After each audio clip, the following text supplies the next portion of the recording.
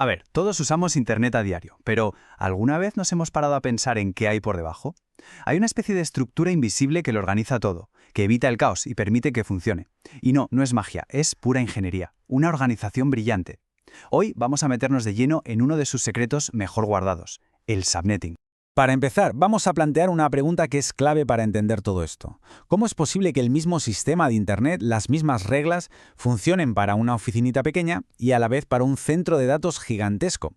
Pues esta es, precisamente, la cuestión que el subnetting viene a resolver.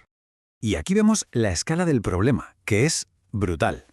Una única red de las antiguas, una red de clase A, te daba de golpe más de 16 millones de direcciones IP.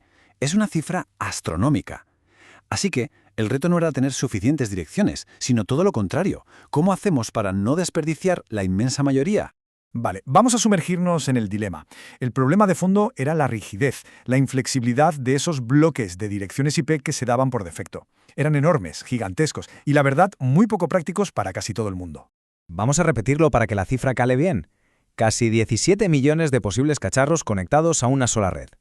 La inmensa mayoría de empresas, de organizaciones, es que no necesitan ni una mínima parte de eso, pero se les asignaba el bloque entero, así, tal cual. Y claro, la consecuencia es, pues, la que nos imaginamos. Cada dirección que no se usa, se pierde. Y ojo, no es solo que se desperdicie un recurso que al final es limitado. Es que una red así de enorme, sin divisiones, es un desastre. Es más lenta, genera un montón de tráfico inútil, un lío de gestionar. Hacía falta una solución, pero ya. Y aquí es donde la ingeniería de redes tuvo, la verdad, un momento de auténtica genialidad. Se introdujo un concepto para básicamente dividir y vencer, la creación de subredes, lo que conocemos como subnetting. La idea, en el fondo, es simple pero súper potente.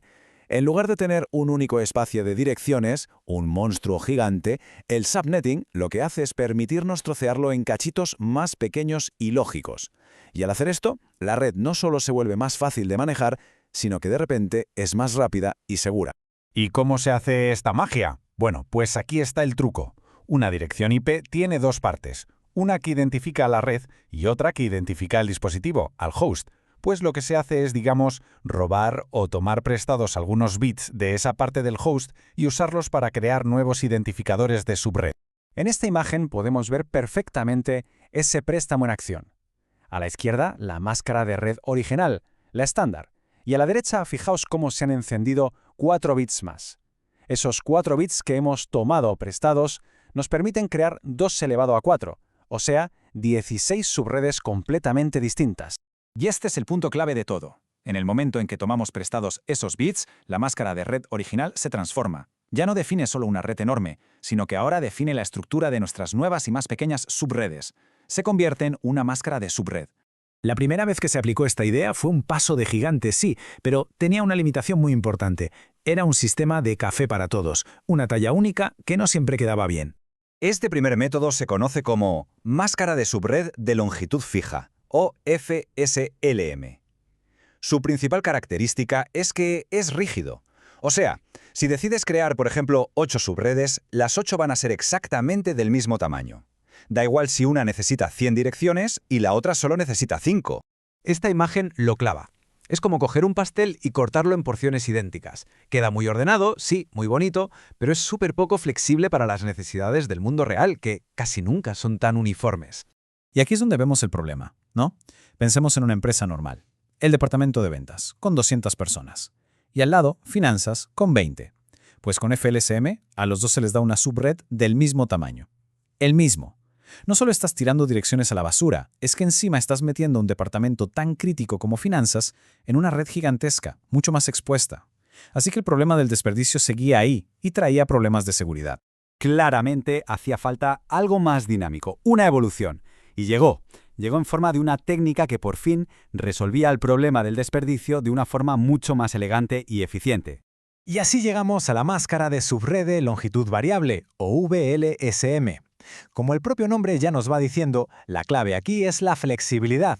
Nos permite crear subredes a medida, como si fuera un traje, adaptadas perfectamente a lo que necesita cada trocito de la red. Y este diagrama lo muestra de maravilla.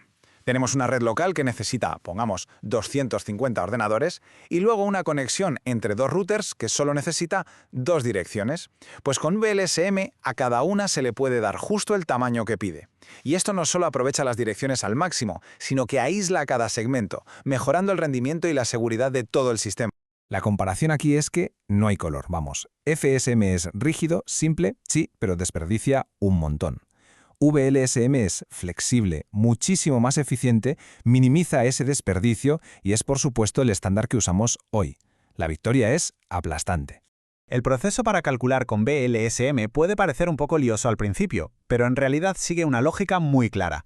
Lo primero, se hace una lista con todas las redes que necesitamos y se ordenan de la más grande a la más pequeña. Luego se empieza por la más grande, se le asigna su espacio y se pasa a la siguiente, colocándola en el primer hueco libre que quede. Es como jugar al Tetris, pero con direcciones IP. Y este es el resultado final, una tabla súper elegante que muestra cómo ha quedado todo asignado. La red de 80 hosts se lleva un bloque de 128 direcciones, las de 20 se llevan sus bloques de 32 y la conexión de 2 hosts se lleva un bloque pequeñísimo de solo 4. Cada pieza encaja a la perfección, sin apenas desperdiciar nada. Es una maravilla. Bueno, ya hemos visto el cómo se hace, pero hemos ido dejando caer que esto va mucho más allá de no tirar direcciones a la basura. Porque los beneficios de organizar una red de esta manera son enormes. Cambian por completo cómo funciona, cómo rinde y cómo de segura es. Así que, como hemos ido viendo, todo encaja. Al crear estas barreras lógicas, la seguridad se dispara. Si hay un problema en ventas, no tiene por qué llegar a finanzas. La administración se vuelve muchísimo más sencilla, te permite un crecimiento ordenado y, algo súper importante, el rendimiento general mejora porque reduces el ruido de la red. El tráfico se queda solo donde tiene que estar.